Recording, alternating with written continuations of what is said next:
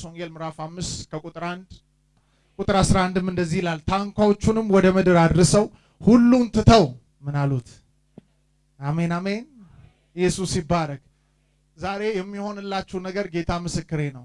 በህይወታችሁ ላይ ክርስቶስን ብቻ እንድትከተሉ የሚያደርግ አንዳንድ ታምራት ሰዎችን ከጌታ ቤት ያጠፋቸዋል። እነግራቸዋለሁ። ዛሬ የሚሆንላችሁ ግን ከጌታ ቤት የሚያጠፋችሁ ሳይሆን በቃ ክርስቶስ ስር እንትሉ መዓዛችሁ ሁላ ክርስቶስ እንዲሆን የሚያደርግ የጌታ ጉብኝት በአንድ ሰው ቤት ላይ በኢየሱስ ስም ይሆናል።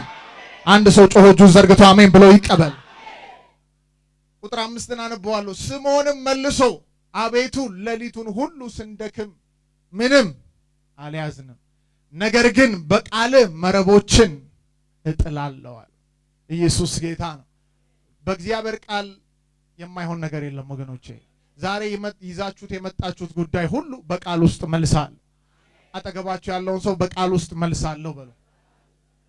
ልንገራችሁ፣ ይሄን ቃል ብቻ ሰምታችሁ ከዚህ ቤት ብንወጣ እንኳን ትላንትና በእናንተ ህይወት ሲያሳዳችሁ የነበረ ነገር ይሰጥማል። ለምን? የእግዚአብሔር ቃል ጉልበት አለው። በህይወታችሁ ላይ በትንቢታዊ በሆነ መልእክት ወደ እናንተ መጥቷል። እንግዳና አዲስ ነገር ያደርጋል። አሜን አሜን። በዚህ ስፍራ ላይ እንዳያችሁት እንዳነበበው ወንድማችን ኢየሱስ ክርስቶስ ወደ ባህር ዳር እንደመጣ ወደ ገሊላ ባህር ጥግ ላይ እንደመጣ ይናገራል። ኢየሱስ ክርስቶስ አገልግሎቱን የጀመረበት ጊዜያቶች ላይ ነበር። በዚህ ስፍራ ላይ ሲመጣ ለአንድ ዓላማ ነው የመጣው።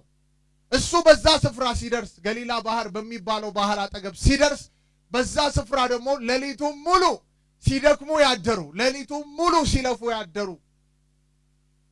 ስማቸው አሳ አጥማጅ ነገር ግን በትውልድ ሁሉ ፊት ሐዋርያ የሚሆኑ በስጋ ሲታዩ አሳ የሚያጠምዱ አሳ የሚሸቱ በፍጥረታዊ ዓይን ሲታዩ የተገደበ ነገር ያላቸው ሰውን ከማብላት ከማጠጣት ከመሸጥ ውጪ ህይወት የሌላቸው በዘላለማዊ ቅድ ውስጥ ግን ሲታዩ ትውልድን የሚነቀንቁ ከተማን ሁሉ ሼክ የሚያደርጉ የእግዚአብሔር ክብር መጥቶባቸው እንደ እሳት ሆነው ትውልድን የሚያሳርፉ ሰዎች ነበሩ።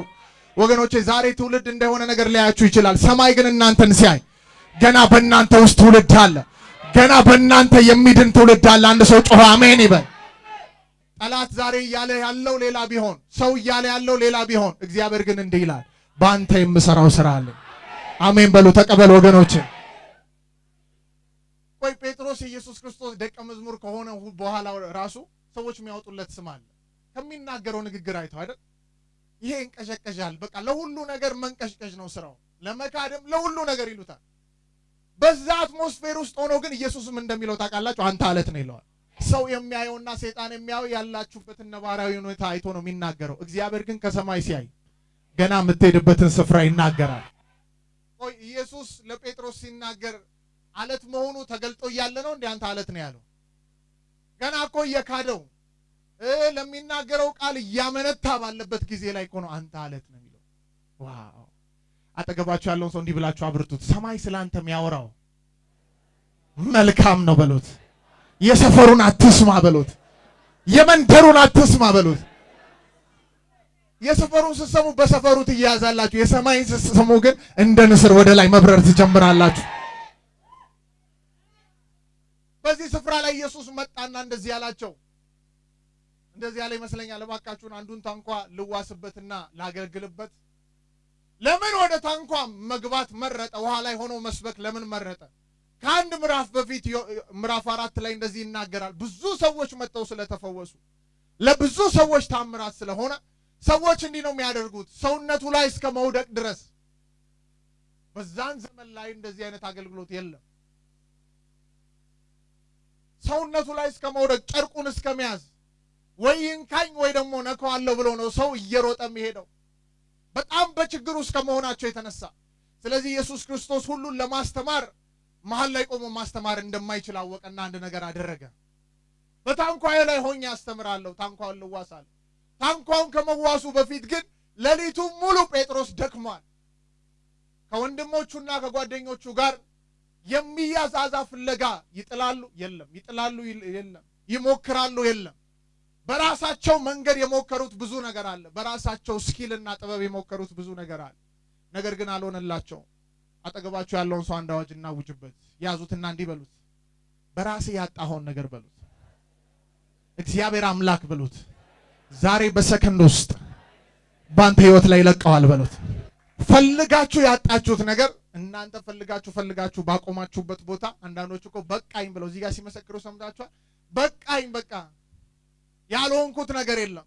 እነሱ በቃኝ ብለው ጨርሰው ሲመጡ ኢየሱስ ደግሞ አሁን የኔ ተራ ነው እኔ እጀምራለሁ ይላል።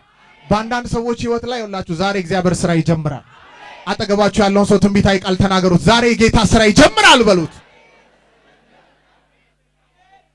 አምናለሁ ይጀምራል የሚል ሰው ጮኸ አሜን ይበል። በራሴ ማስተዋል በራሴ ጥበብ አልደገፍም፣ ነገር ግን በሱ እታመናለሁ። እርሱ መንገዴን ያቀናልኛል፣ በቤቴ ላይ ኃይሉን ይዘረጋል የሚል ሰው ብቻ እጁን ከፍ አድርጎ አሜን ይበል። ታምናችሁ የመጣችሁ ሰዎች ይኸውላችሁ እናንተ አቁማችሁ ያለ አንተ ምንም ማድረግ አልችልም። መጽሐፍ እንደዚህ አይደል የሚለው? ያለ አንተ ምንም ማድረግ አንችልም። እስቲ አልችልም በሉ። ጌታ ፊት መሸነፍ መልካም ነው። አልችልም በሉት እስቲ። ሁኔታው ፊት አልችልም አትበሉ። ጌታ ፊት ግን ተንበርክካችሁ በስውር እንዲህ በሉ፣ እኔ አልችልም። ልባችሁን ስበሩት በጌታ ፊት። ያን ጊዜ ጌታ በእናንተ ህይወት ሊሰራ ይነሳል። ጠላት የከበበው ከበባ ሁሉ መበተን ይጀምራል። ያመነ ዛሬ በኢየሱስ ስም ታምራት ይሆንለታል።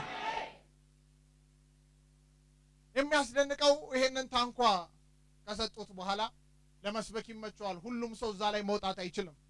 ስለዚህ ካለበት ከባህሩ ዳር ፈቀቅ አድርጎ ኢየሱስ ክርስቶስ ስብከት ጀመረ። የሚገርማችሁ ስብከት ከመጀመሩ በፊት ግን ሌሊቱን ሙሉ እነዛ ሰዎች ሲያጠምዱ ነበር። አጥተዋል። ምንም የሚያዝ ነገር አጥተዋል። ጠዋት ላይ ኢየሱስ የመጣው ራሱ እያጠቡ መረባቸውን አጥበው ለነገ ወይንም ደግሞ ለሌላ ጊዜ መዘጋጃ እንዲያደርጉ አጥበው ሊያስቀምጡ ሲል ነው። ሌሊቱን ስለለፉ ገብተው መተኛት ነው የሚያምራቸው። ግን በመሃል ኢየሱስ ጣልቃ ገብቶ ትምህርት ትሰማላችሁ፣ ቃሌን ትሰማላችሁ፣ ታምራት ይሆናል ብሎ በመርከቡ ላይ መጣ። ሃሌሉያ! የሚያስደንቅ ነው። ኢየሱስ በዛ ስፍራ ላይ ሆኖ ማስተማር ጀመረ። በዚህ ሉቃስ ወንጌል ምዕራፍ 5 ከቁጥር 1 እስከ 11 ላይ ብዙ ሐሳቦችን ታገኛላችሁ። ሐዋርያት ወይንም ደቀ መዛሙርቱ ሁሉን ትተው የተከተሉበት ስፍራ ነው። ሁሉን ያላቸውን ነገር ሁሉ ትተው የተከተሉበት ስፍራ ነው። እንደገናም ደግሞ ኢየሱስ ክርስቶስ ለሐዋርያት ለራሳቸው በተፈጥሮ ላይ ስልጣን እንዳለው ያሳየበት ቦታ ነው። በራሳቸው ነገር ላይ ተገልጦ በተፈጥሮ ላይ ስልጣን እንዳለው ያሳያቸው ቦታ ነው። አጠገባችሁ ያለውን ሰው ከኔ ጋር እንዲህ ትሉታላችሁ፣ በአንተ ነገር ላይ በሉት። ይሄን ስትሉ በሌላ ሰው ነገር ላይ አይደለም፣ በአንተ ነገር ላይ በሉት። እግዚአብሔር አምላክ ስልጣን እንዳለው ዛሬ ያሳያል በሉት። ተረኛ ነኝ የሚል ሰው ለጌታ ክብር ያምጣል። አሁን እኮ ሰምታችኋል፣ በሰዎች ነገር ላይ እግዚአብሔር ስልጣን እንዳለው ነገራቸውን ሲቀይር ሰምታችኋል። አሁን ግን ተረኛ አሉ በዚህ ቤት ውስጥ በአመድ ፈንታ የደስታ ዘይት የሚፈስባቸው በሱ ህይወት ላይ ያሳየበት ቦታ ነው። በነ ጴጥሮስ ህይወት ያሳያቸው ቦታ ነው ይሄ ስፍራ። የሚገርመው ኢየሱስ እያስተማረ ያለ ትምህርቱን ከጨረሰ በኋላ አንድ ነገር አላቸው። በጴጥሮስ ታንኳ ላይ ነው ያለው። ወደ ጥልቅ ፈቀቅ እንበልና መረባችንን እንጣል አለው። መረቡን ትጥላለህ፣ የሆነ ነገር ይሆናል፣ መረቡን ጣል ይለዋል። የሚገርማችሁ ኢየሱስ እየተናገረ ያለው ያለ ፕሮፌሽኑ ከነሱ ጋር አሳ አጥማጅ አይደለም። በእነሱ ሐሳብ ስለ አሳ የሚያውቀው ነገር የለም። ኢቭን ዝም ብሎ ተራ ሰው ይሄን ነገር ቢሰማ ምን አይነት ሰው ነው በቀን አሳ አጥምድ የሚል ብለው ነው እየሳቁ የሚያልፉበት። እነ ጴጥሮስ ግን ከኢየሱስ ክርስቶስ ጋር የተገናኙበት የመጀመሪያ ጊዜ አይደለም። ይሄ ጊዜ ከአንድ ምዕራፍ በፊት ኢየሱስ ክርስቶስ የጴጥሮስ አማች ቤት ገብቶ ንዳዱን አባሮለታል እና የሆነ ነገር በሱ ህይወት ላይ ኤክስትራኦርዲነሪ የሆነ ነገር እንዳለ ያውቃል ጴጥሮስ። በአንድ በኩል ደግሞ ልቡ ላይ የሚታገለው ነገር አለ። ከልጅነቱ ጀምሮ በገሊላ ባህር ነው ያሳለፈው። የጴጥሮስ ወንድምም እንድርያስ እንደገናም ያዕቆብም ዮሐንስም በገሊላ ባህር የተገኙ ደቀ መዛሙርቶች ናቸው። አራቱም ጠንቅቀው ስለ ባህሩ የሚያውቁ ናቸው። ነገር ግን የእነሱን ዕውቀት ጥሶ ኢየሱስ መጣ። ዛሬ አውቀዋለሁ ብለህ ያስቀመጥከውን ነገር ጥሶ ጌታ ታምራት ሊሰራ ይመጣል። ወይኔ የገባው ሰው ቢሆን እጁን ዘርግቶ አሜን ብሎ ይቀበላል። እነሱ አለ በሚሉት ስኪል እንዳልኳችሁ ሌላ ሰው ቢሰማ ምን ነው በቀን አጥምድ ይለናል። አሳ እንኳን የሚወጣበትን ሰዓት አያውቅም። ለዚህ ነው እግዚአብሔር እኮ በምድረ በዳ ውስጥ ምንጭ የለም ምንጭ ይፈልቃል ይላል። አሜን አትለው? በበረሃ ውስጥ ወንዝ የለም ወንዝ ይፈልቃል ይላል። ዛሬ ያለበት ሁኔታ አይወስንም። እግዚአብሔር አምላክ ታምራት ያደርጋል። ያደርጋል የምትሉ ሰዎች እጃችሁን ከፍ አድርጋችሁ እስቲ አሜን በሉ። ምንም በሌለበት ሌሊት ቢያጠምድ ኖሮ የሁላ አሳ ቢሰበሰብ ምንም አይመስላቸው። የሚገርመው ግን ጴጥሮስ እንደዚህ አለ፣ አንተ ካልክ ግን አሜን አሜን፣ አንተ ካልክ ግን እናደርጋለን። ጴጥሮስ የቆረጠለት ስፍራ እዚህ ጋር ነው። ይሄ ታምራት ከሆነ በኋላ ግር ብለው በቃ ኢየሱስ እንደተከተሉት ቁጥር 11 ላይ የሚናገረው አይደለ? ሁሉን ምን ብለው እስቲ ሁሉን ትተው በል። ትላንት እኮ ሳይተው ነበር የተከተሉት። ወደ ስራቸው ይመለሳሉ፣ ወደ ኢየሱስ ይመጣሉ። ዮሐንስ ወንጌል ምዕራፍ 1 ዮሐንስ እንደጻፈልን ስትመለከቱ የሚያስደንቀው ነገር እንድሪያስ መጀመሪያ ኢየሱስን አገኘው። እንድሪያስ ዮሐንስ ስር ሆኖ እየተማረ እያለ ኢየሱስ ሲያልፍ ዮሐንስ አንድ ነገር መሰከረ። ይኸውና እኮ ያልኳችሁ ያለምን ኃጢአት ሁሉ የሚያስወግድ የእግዚአብሔር በግ ሲል ወዲያውኑ እንድሪያስና ሌላ ደቀ መዛሙርት እየሮጡ ወደ ኢየሱስ ሄዱ። ከአንተ ጋር መሆን እንሻለን ሲሉት ወዴት ትሄዳላችሁ? ከአንተ ጋር ነው መሆን የምንሻው መጣችሁ ያላቸው። በዛን ጊዜ ላይ ጴጥሮስንም ጠሩት። ኢየሱስ ጴጥሮስ እንደዚህ ያለው አንተ አለት ነህ አለ። አሜን አሜን። ግን እንደዛም ተብሎ ግን ሁሉን ትቶ አልተከተለም። እዚህ ስፍራ ላይ ነው ሉቃስ እንደጻፈልን ሉቃስ ወንጌል ምዕራፍ 5 ይሄ ታምራት ከሆነ በኋላ ሁሉም ምን ብለው ተከተሉት? እስቲ ትተው በሉ። የሆነ ነገር ጥሪ ያለባችሁ ሰዎች በተለይ ዛሬ በጌታ በኢየሱስ ስም በዚህ ቃል ምልክት እንዲሆንላችሁ ሁሉም ጥሎ የሚያስከትል ክብር በእናንተ ህይወት ይመጣል። ይመጣል የሚል ሰው እስቲ ጮህ አሜን ይበል። በያዝከው ነገር ላይ እግዚአብሔር እንደዚህ አብዝቼ አሳይተው ማለት ነው ወደ ራሱ መንገድ የሚመራቸው ሰዎች አሉ። ኢየሱስ ያድናል። እስቲ ያድናል በሎ። ወደ ጥልቅ ሄደው የጴጥሮስ ሐሳቡን ተስማምተው ምን አለ ይላል መረቡን አለው።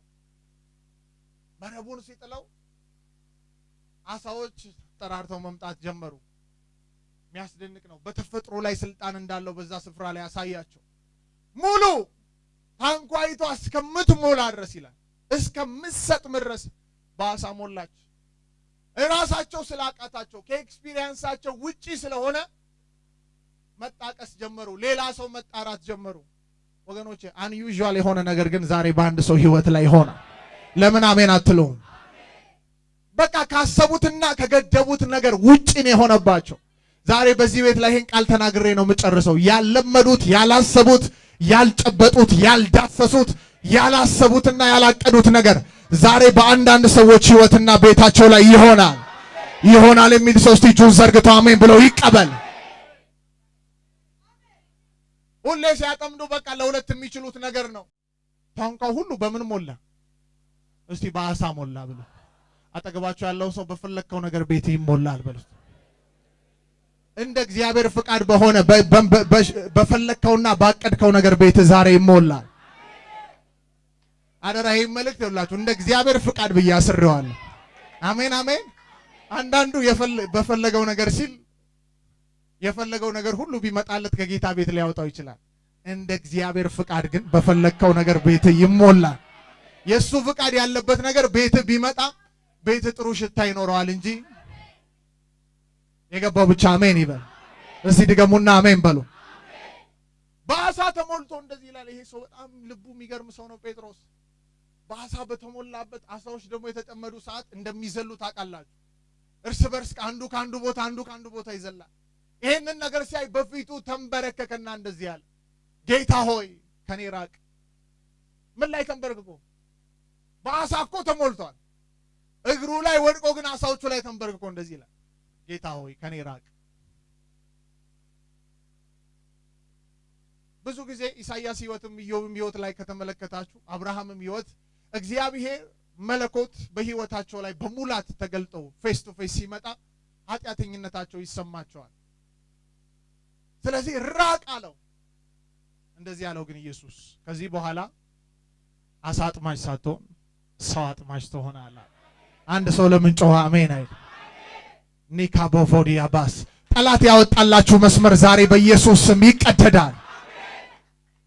እሱ ሌሊቱን ሁሉ በሚፈልገው ነገር ላይ ሌሊቱን ሁሉ ሲናፍቀው በነበረው ነገር ላይ ተንበርክኮ ጌታ ሆይ ከኔ ራቅ ማለት ጀመረ። ወገኖች ዛሬ አንድ መልእክት በዚህ ቃል ላይ ሆኜ እነግራችኋለሁ። እናንተ ፈልጋችሁት አቅዳችሁ አስባችሁ ለመያዝ ያላደረጋችሁት ሁኔታ ሊኖር ይችላል። ብዙ ነገር አድርጋችሁ ሊሆን ይችላል። የናዝሬቱ ኢየሱስ ግን ዛሬ በቃል እናንተን ነገር ይሰራዋል።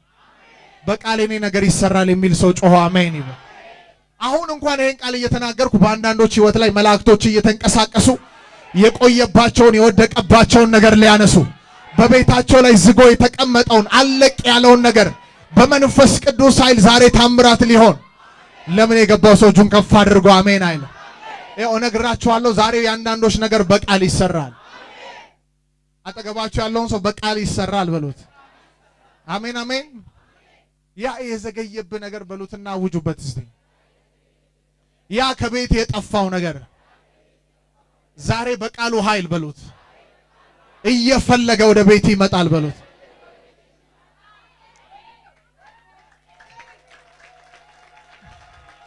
እንግዲህ አስቡት ወገኖቼ፣ ሌሊቱን ሙሉ ሲፈልጋቸው የነበሩ ነገሮች ያልመጡ ቃል ሲመጣ ግን ምን አሉ? ተጠራርተው መጡ። ወገኖቼ በአንተ ህይወት ላይ ቃል ሲናገር ትላንት ስትፈልገው የነበረው ነገር ገና ከማለዳ ቤት ቁጭ ብለህ እየፈለገ እያንኳኳ ወደ አንተ ይመጣል የሚል ሰው እጁን ዘርግቶ አሜን ብለው ይቀበል።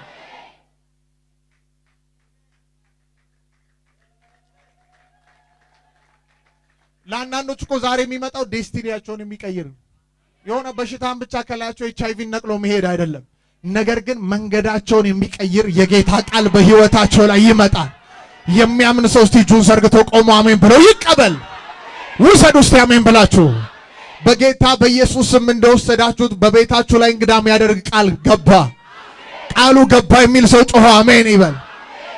አንዳንዶች ራሱ ጌታ በመንፈሴ ጠዋት ወደዚህ ልገባ ስል ተናገር የበረሱት የጸሎት ርዕስ ላይ በቃ ለፍተው አቅቷቸው በቃ ብለው በዘጉት ነገር ላይ የናዝሬቱ ኢየሱስ በእጆቹ ላይ የዳዊት መክፈቻ አለ።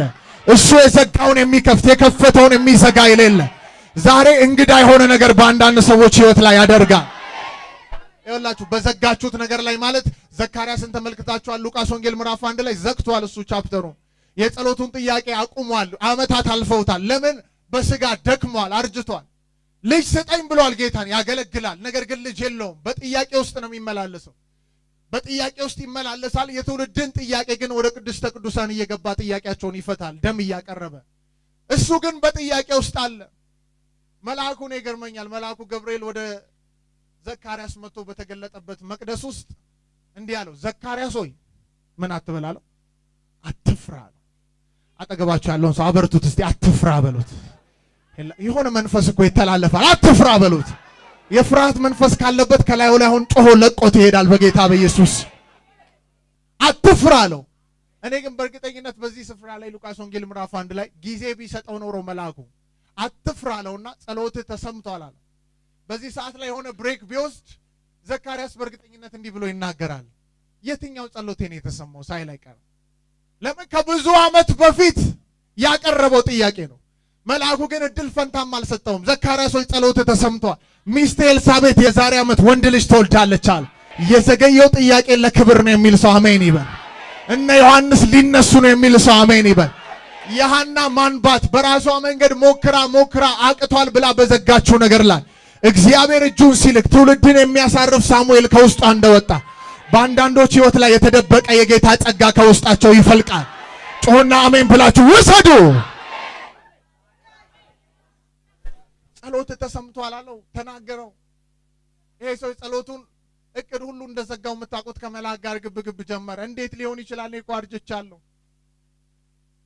እንግዲህ ቃሉ ላይ እኮ የተሰራ ነገር ነው። አብርሃም በ100 ዓመቱ ልጅ እንደወለደ ያውቃል። አንዩዥዋል የሆነ ነገር ነው የሆነበት በህይወቱ ላይ። ይሄ ቃል ሲመጣ አጠገባቸው ያለው ሰው ያልተለመደ ነገር ይሆናል። ትናንትና በእንትና ህይወት በኔ ህይወት የሰራውን ስራ አይደለም ማውራው፣ ያልተለመደ ነገር ግን በቃሉ ይሆናል። ወገኖች የተለመደና የሆነ ነገር እንዲደገም ታሪክ ተደግሞ እንድናልፍ አንፈልግም። አሜን አሜን አንፈልግም ማለት ያልተሰራ ያልተደረገ የቃሉ ኃይል መጥቶ በአደባባይ ወንጌልን የሚያሰብክ የእግዚአብሔርን ጸጋ የሚገልጥ የጎደለውን ነገር ሁሉ የሚሞላ የእግዚአብሔር ቃል ዛሬ በህይወታችሁ ላይ ይሰራል የሚል ሰው እጁን ከፍ አድርጎ አሜን ብለው ይቀበል። እስቲ ቁሙና ለሁለት ሰው እንዲበሉ ለሁለት ሰው ከእናንተ ውጪ ለሁለት ሰው እንደዚህ በሉት። ተዘጋጅታችኋል?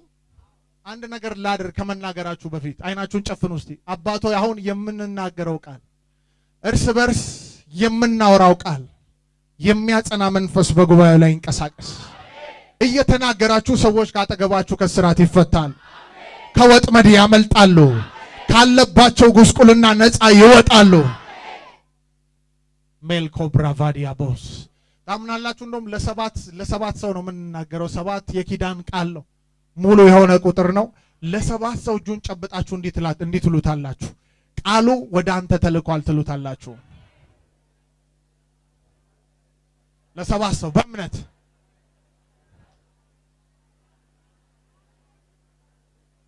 በዚህ በተላከው ቃል ወጥተው የሚሰሩ፣ ወጥተው የሚነግዱ፣ ወጥተው የሚያገለግሉ፣ ከኤችአይቪ የሚድኑ፣ ከበሽታ በሽታ የሚነቀልላቸው፣ መውለድ የማይችሉ የሚጸንሱበት የካታቫዲያ ቦሮቮኮሆስ አንዳንድ ሰው እንዳያልቅባችሁ ነው ለ3 ሰው ያላችሁት። 7 ሰው ቁጠሩ። በዚህ በመንፈስ ቅዱስ ኃይል ውስጥ ሆነን የምንናገረው ቃል በኪዳኑ በቁጥሩ ስር ልክ ነው የሚሰራው።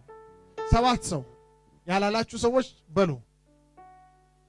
እርግጠኛ አይደለሁም ደግሞ አሁን በስትክክል 7 ማድረግ ፈልጋለሁ የምትሉ ሰዎችም አድርጉ። ከመጀመሪያ ጀምራችሁ 7 ቃሉ ተልኳል፣ ቃሉ ተልኳል።